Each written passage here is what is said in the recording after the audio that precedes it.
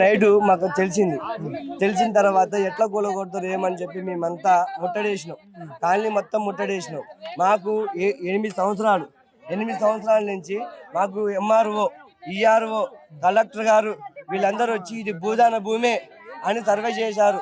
ఇందులో పొంగులేటి శ్రీనివాసరావు గారు కూడా మనుషులను పెట్టి పంపించారు, సర్వే చేశారు.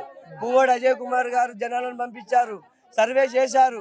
ఇది భూదాన భూమి, జనాలు లేనోళ్ళు ఉన్నారు, వాళ్ళు అరకులే అని చెప్పారు. పొంగులేటి శ్రీనివాసరావు కాలేజ్, సుల్తాన్ కాలేజ్ పక్కన 18 ఎకరాలు ఉంది.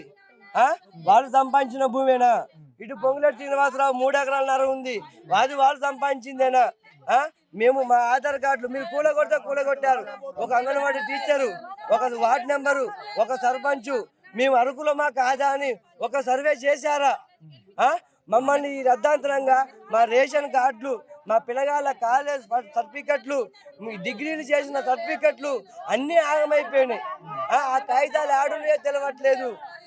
ముసలోళ్ళు ఉన్నారు, ఆ ముసలి పక్కన వాళ్ళు వచ్చి గ్రామ పంచాయతీ వాళ్ళు వచ్చి సామాన్లు చదివారు. వాళ్ళ కాగితాలలో పోయినాయా, మా కాగితాలలో పోయినాయా? మా పిల్లగాళ్ళ డిగ్రీలు పోయినాయి, మా కాగితాలు పోయినాయి. మీరు ఏ ప్రభుత్వం సార్? మీరు ఏమన్నారు? మీ ప్రజల్ని కాపాడుతా అన్నారు. ఇదేనా సార్? సోనియా గాంధీ గారు వీళ్ళందరూ కలిసి మమ్మల్ని కలెక్టర్ ఆఫీస్ పక్కనే కదా సార్, ఏదో 20 కిలోమీటర్లు లేదు కదా. ఒక కలెక్టర్ గారు వచ్చి సిటీకైతే 1000 మంది వచ్చి సర్వే చేసిన వాళ్ళు ఉన్నారు. మమ్మల్ని ఎందుకు ఇంత అన్యాయం చేశారు? ఇప్పుడు గ్రామ పంచాయతీ ఇవ్వలేదు సార్. మాకు ఏ నోటీస్ ఇచ్చారు సార్? నోటీస్ అంటే ఒక వార్డ్ నెంబర్కి ఇస్తారా, ఒక సర్పంచ్కి ఇస్తారా, ఒక ఎమ్మెల్యేకి ఇస్తారా, ఇంటింటికి ఇస్తారా? చెప్పండి సార్, మీరు చెప్పండి. ఇంటింటికి ఇస్తారా, వార్డ్ నెంబర్కి ఇస్తారా, సర్పంచ్కి ఇస్తారా? ఇంటింటికి ఇస్తారు కదా. ఇంటింటికి ఇచ్చినప్పుడు దర్వాజాల మీద, తలుపుల మీద ఉంటది కదా. మేము ఉన్నప్పుడు మేము చదువుకుంటాం కదా, మా సామాను మేము జాగ్రత్త పడతాం కదా. గవర్నమెంట్ నుంచి వచ్చినప్పుడు మాకు ఒక నోటిఫికేషన్ రాలేదు సార్. మేము ఎందుకు వేల ఇల్లులు కొట్టుకొని మాకు నోటిఫికేషన్ వస్తే మళ్ళీ మీ కాడికే కదా సార్ మేము వచ్చి దండం దర్చుకొని పెట్టుకొని టైం ఇవ్వమని చెప్పి మాట్లాడుకుంటాం. మాకు ఏ నోటిఫికేషన్ ఇవ్వకుండా మమ్మల్ని ఎందుకు ఇంత అన్యాయం చేశారు? మీరు ఎన్ని సంవత్సరాల నుంచి 8 సంవత్సరాలు చిల్లర ఇస్తారు. 8 సంవత్సరాల చిల్లర. పువ్వాడ అజయ్ కుమార్కి తెలుసు, పొంగులేటి శ్రీనివాసరావు తెలుసు, తుమ్మల నాథరావు గారికి తెలుసు. తుమ్మల నాథరావు గారు భూదాన భూమిలో ఆక్రమించి మామిడి తోటలు అవన్నీ వేయలేదా సార్? వాళ్ళ సొంత ఊర్లల్లా రాజకీయ నాయకులు భూదాన భూమిలల్లా భూదాన భూమిలలో ఏది చేయలేదా సార్? వాళ్ళందరినీ చేయండి సర్వే. ఇప్పుడు ఒక నిమిషం సార్, నేను తప్పుగా మాట్లాడిందని కాదు. ఒక ఎలక్షన్ లో ఒక 30 కోట్లు పార్టీ పట్టుబడితే మీరు ఎంత లోపడతారు? మీరు ఎంత కుంగి పడతారు? అలాంటిది మేము కష్టపడే సొమ్ము సార్ ఇది. ఒక రాజకీయ నాయకుడు ఇచ్చిన డబ్బులు కాదు, ఒక పింఛన్ డబ్బులు ఉన్నాయి, ఒక జీతం డబ్బులు ఉన్నాయి సార్. ఇలా మమ్మల్ని ఇంత అన్యాయం ఎందుకు చేస్తారు సార్ రేవంత్ రెడ్డి గారు? కాంగ్రెస్ పార్టీని గెలిపి మార్పు కావాలని మీరు కోరుకున్నారు, ఇదేనా మార్పు కావాలని? ఇదే మార్పు సార్. మా రేవంత్ రెడ్డి గారు ఆగండి, మా రేవంత్ రెడ్డి గారు మాకు నూతి మీద ఈ చెడు ఈయనకు, చెడు ముయ్యకు, చెడు మాట్లాడకన్నారు చూసినవా? మా రేవంత్ రెడ్డి గారు మాకు సంవత్సరం కేసీఆర్ పట్టాల మీద డబ్బులు ఇస్తారు కదా, మాకు సంవత్సరం అందుతున్నాయి, నెల పింఛన్లు వస్తున్నాయి. మా రేవంత్ రెడ్డి గారు చేసిన న్యాయము, పోరాటము, సోనియా గాంధీ ఆరాటంలో, కేసీఆర్ గారు చేసిన పరిపాలనలో ఇది సార్ మా న్యాయము. అదే రేవంత్ రెడ్డి అభివృద్ధి చేసిండని చేయకపోతే ఏం చేశారు సార్? చేయకపోతే ఏం చేశారు? సోనియా గాంధీ ఇచ్చిన మాట ఏంది? నెహ్రూ గారు మాట ఇచ్చిన మాట ఏంది? రేవంత్ రెడ్డి గారు విమానంలో ఏది ఆమె పేరు గుండాల అక్క పేరు సీతక్క నాట్లేసా కాడికి పోయి, అక్క మీ పరిపాలన మాది, మీరు అన్నని నేను గెలిపియమని చెప్పింది. అన్న ఏ హెలికాప్టర్లు వచ్చింది సార్ ఇక్కడికి? ఎక్కడికి వచ్చారు? అంటే ఇక్కడ ముగ్గురు మంత్రులు ఇక్కడ రాలేదు అసలు. ముగ్గురు మంత్రులు ఉన్న డిస్ట్రిక్ట్లోనే ఇంత అన్యాయం జరిగితే ఎక్కడ లేని మంత్రులు ఏ అన్యాయం జరగాల? మీరు ఏ ఫారెస్ట్ భూములు పట్టాలు ఇస్తారు? ఏ రవీణ పట్టాల భూములు ఇస్తారు? ఏ ఇళ్ళకి న్యాయం చేస్తారు మీరు? పువ్వాడ అజయ్ కుమార్ ఉంటే ఆయన కలెక్టర్ ఆఫీసులు డబుల్ బెడ్రూమ్లు లచ్చకు అమ్ముకున్నాడు. మిమ్మల్ని కల్పిస్తే మీరు ఏ న్యాయం చేశారు సార్ మాకు? నిన్న విలేకరులు రానియకోకుండా ఈ డిపార్ట్మెంటు అక్కడ కాపు కాసింది. ఒక టీవీ 9 రాలే, ఒక ఏ న్యూస్ రాలే. ఒక న్యూస్ వస్తే మేమందరం తిరగబడలేకపోయినా మా సార్ ఇవాళ ఒక విలేకరులను కూడా పోలీసు వాళ్ళు, డిపార్ట్మెంట్ వాళ్ళు ఒక్కరిని కూడా లోపలికి రానియలేదు సార్. ఇప్పుడు ప్రజాపాలన నడుస్తుందంటే మీరు ఏమంటారు? ప్రజాపాలన ఇదేం ప్రజాపాలన సార్? ఆగు సంసారి తింటాను సంసారి తింటాను సార్. సంసారి వాళ్ళు మేము సంవత్సరాలు బతుకుతాను సార్. సంవత్సరాలు కూకొని కరెంటు బిల్లుల మీద ఈ పట్టా భూముల మీద మా జీతాలతో బతుకుతున్నారు సార్. ఎవరికి డిపార్ట్మెంట్కి డబ్బులు వచ్చాయి? ఏ రాజకీయ నాయకుడు సొంతంగా డబ్బులు వచ్చినాయి సార్? మా డబ్బులల్లా మా సొమ్ము సార్. ఇప్పుడు ఈ వేలకు వెళ్ళి ఇల్లులు కట్టినాం. ఇక్కడ ఏ ఇల్లులు కడతారు? రేవంత్ రెడ్డి గెస్ట్ హౌస్ కడతారా? పొంగులేటి శ్రీనివాసరావు ఫంక్షన్ హాల్, ఇంకొక ఫంక్షన్ హాల్ ఇక్కడ కడతారా? తుమ్మల నాసరావు మామిడి తోట ఇక్కడ వేస్తాడా సార్? ఏ అధికారాలకు ఉన్నాయి ఇక్కడ? ఓకే సార్, ఇదంతా ఓకే. మీరు దీనికోసమే ఓటేసి గెలిపించుకున్నాం సార్. సొంత ఊర్లల్లా మా పార్టీకి ఓట్లు వేయకోకుండా, బువ్వ పెట్టే పార్టీకి ఓట్లు వేయకోకుండా, మాది ఎమ్మెల్యే పార్టీ నూడెంబె కృషి అయినా కానీ ఎమ్మెల్యే పార్టీ రెండో రకం మాది. మేము ఓట్లు ఎందుకు వేయలేదండి సార్? అధికారంలో ఉంటే మమ్మల్ని చీర తీసుకుంటారేమో. పొంగులేటి శ్రీనివాసరావు ఇల్లు ఇక్కడే ఉంది, కలెక్టర్ ఆఫీస్ పక్కన ఉన్నాడని సొంతంగా మా ఊర్లో కూడా నా ఓటు, నా పేరు లాలయ్య. మీరు ఓట్లు ఎలక్షన్ వేసుకున్న బూతులు తెలుసుకున్నా కానీ కూడా నేను రేవంత్ రెడ్డి గారికి ఓటేసిన. ఓటు వేసుకొని ఇక్కడ అందుకే కేసీఆర్ తెచ్చారు. రేవంత్ రెడ్డి పరిపాలన, కేసీఆర్ ప్రభుత్వాలలో ఇంత అన్యాయం జరగలే, మాట్లాడలే. కానీ ఈయన పెళ్ళాన్ని అరే నీ పెళ్ళాన్ని చంపేస్తానని చెప్పి చంపేపించిండు. ఇది ఈడు గొంతు పట్టుకిండు, వాడు కుతుక కోసిండు. ఇంకే రాజకీయ బీజేపీ తెచ్చుకోవాలా?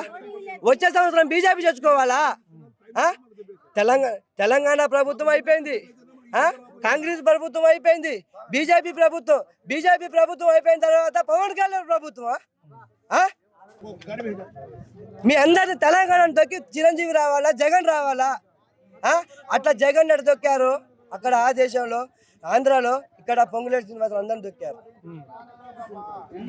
ఇది కరెక్ట్ కాదు సార్. పొంగులేటి శ్రీనివాసరావు మీ మీద మాకు నమ్మకం, న్యాయం లేదు సార్. ఇది భూదాన భూమి. 2013లో గుడిసెలు వేశారు కదా, ఇది భూదాన భూమి సంగతి ఆ రోజు కూడా తెలుసు కదా. మరి ఆ రోజు ఈ ప్రజలందరినీ వేసుకొని డాబాలు కట్టుకొని ఇంత నష్టపరిహారం అయ్యేంత వరకు గవర్నమెంట్ ఏం చేసింది ఆ రోజు? ఆ రోజు కూడా కాంగ్రెస్ గవర్నమెంటే కదా 2013 ఉంది. ఆ తర్వాత మళ్ళీ ప్రభుత్వాలు మారినాయి, మళ్ళీ ప్రభుత్వం టీఆర్ఎస్ వచ్చింది. టీఆర్ఎస్ వచ్చినప్పుడు ఈ గుడిసెలు ఉన్నాయిగా, ఈ డాబాలు ఉన్నాయిగా. కలెక్టర్ ఆఫీస్ వచ్చిన తర్వాత కోల్ దగ్గరాల్సిన అవసరం ఏంటి? అది ఆ రోజే చేస్తే ఈ ప్రజలకి ఇంత నష్టం జరిగిద్దా? ఆగమ్మా, ఈ రోజు జరిగేది కాదు కదా. మంత్రులు ఉన్నారు, మంత్రులు అయినా కానీ మీకు ఇది మంచి పద్ధతి కాదని పోలీసు వారితోటో రెవెన్యూ వాళ్ళతోటో కనీసం మైకు పెట్టి ఏ రోజుని ఇక్కడికి ప్రజలకి తెలియపరిచారా? ఏ రోజు నాయకులు ఎక్కడ వాళ్ళు కొట్టారంటే వాళ్ళకి ఇచ్చారంటే మాకు సంబంధం, వాళ్ళకి మెసేజ్ ఇవ్వచ్చు, వాళ్ళకి చెప్పొచ్చు. మాకు చెప్పాలి కదా. మాకు పార్టీ వాళ్ళు చెప్పలేదు, ఈ రెవెన్యూ వాళ్ళు చెప్పలేదు, పోలీసు వ్యవస్థ చెప్పలేదు, ఎవరు చెప్పలే. ఈ రోజు వరకు నిన్న వచ్చి కూలగొట్టేటప్పుడు మాత్రమే ఇదంతా మీరు బయటికి వెళ్ళండి, 9 మందికి ఆర్డర్ ఉంది, మీరు మొత్తం కాల్ చేయండి, మాకు సహకరించండి అని చెప్పి పోలీసు వాళ్ళు బైకులు చెప్పారు. మరి ప్రభుత్వ పరంగా ఎవరు చెప్పాలండి? ఇది రెవెన్యూ డిపార్ట్మెంట్ అనుకోద్యం, భూదాన భూమే. ఈ భూదాన భూ అయినప్పుడు 2013 నుంచి ఆ రోజే చెప్పి తీసేయచ్చు కదా. ఈ రోజు ఎందుకు తీశారు? ఇంతమంది స్థిరపడ్డ తర్వాత ఎక్కడెక్కడో రెక్కాడితే డొక్కాడేటువంటి ప్రజలు వీళ్ళందరూ ఎక్కడెక్కడి నుంచి వచ్చి పని చేసుకొని పోతారు ఇక్కడ. వాళ్ళందరినీ నష్టపెట్టడం ఏంటి? ఇది మీడియా మిత్రుల్ని అరెస్ట్ చేస్తారు, ఎవరిని పడితే వాళ్ళని రానిరు అరెస్ట్ చేయటం.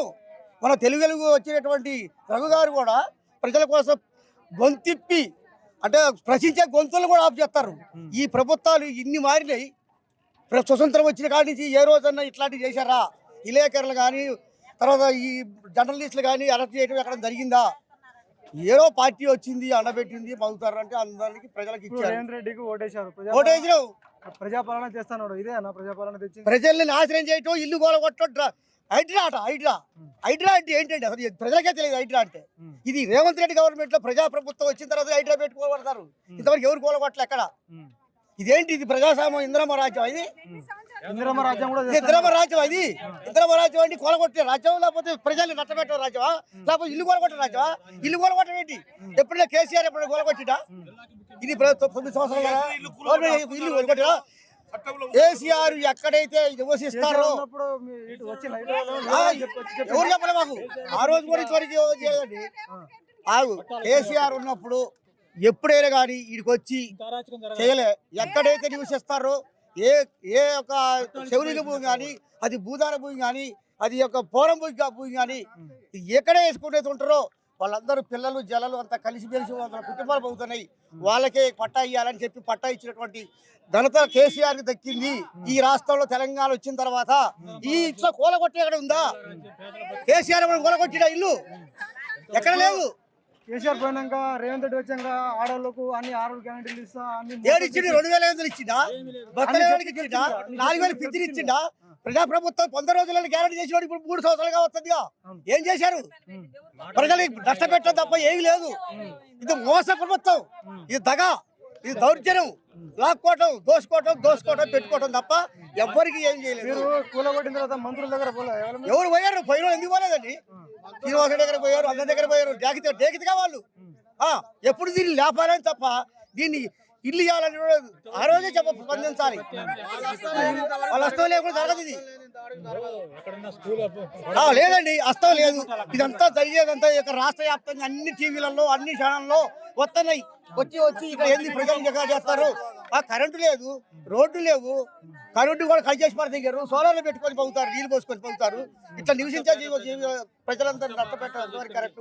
ఈ ఛానల్ కూడా మీరు కూడా చెప్పండి, మీరు కూడా మాట్లాడండి. ఇంద్రమ్మ ఇల్లు ఇస్తున్నాడు మీ ఊర్లో. ఒక్క ఇల్లు మోసపెట్టరా?